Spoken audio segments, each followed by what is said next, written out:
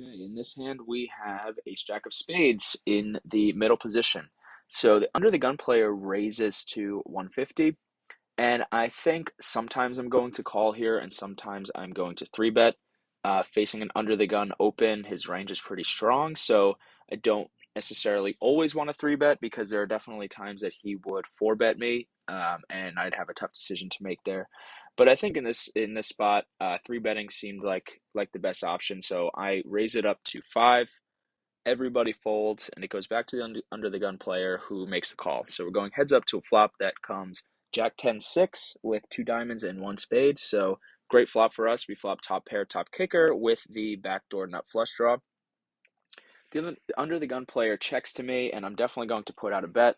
We just flopped a very strong hand, and I want to get value from any lesser jacks, any tens that he might have, and definitely any suited Broadway cards here. Ace queen, king queen, ace king, even all of those combinations, and all of those diamond draws that he might have.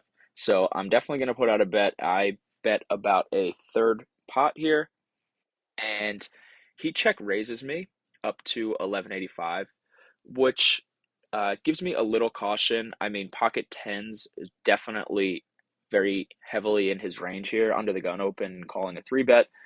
Um, can't really put him on pocket jacks because we block the jacks. And like I said before, this board is just so draw heavy for what his range is right now. King, queen, ace king, king jack, queen jack, all of those suited diamonds, and just any other diamond draws that he might have, he would take this line with. So definitely going to just call here. Hand is way too strong to fold, and he has a lot of bluffs in his range at the moment. So the turn comes great for us. It's the four of spades, so it gives us that nut flush draw.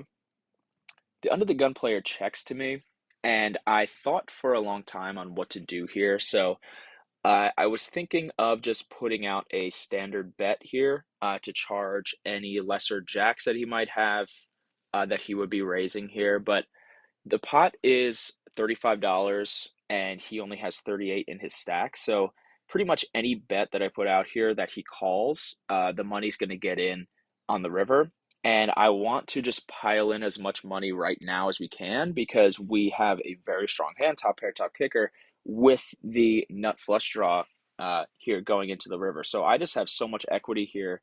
And I think that if I jam, he can definitely call with any of those drawing hands that he had on the flop. If the river comes a brick and then I get it all in, he can just very easily fold. So I'm definitely thinking here that a jam is in order, although I'm a little worried that he could have a hand like Jack 10 or a hand like Pocket Tens. But again, we have all this equity. If he does have us beat right now, we have the nut flush redraw here on the river. So I just jam it in on him, trying to get value from any of those drawing hands right now before they potentially miss on the river. And he thinks about it for a little bit, but he ultimately makes the call.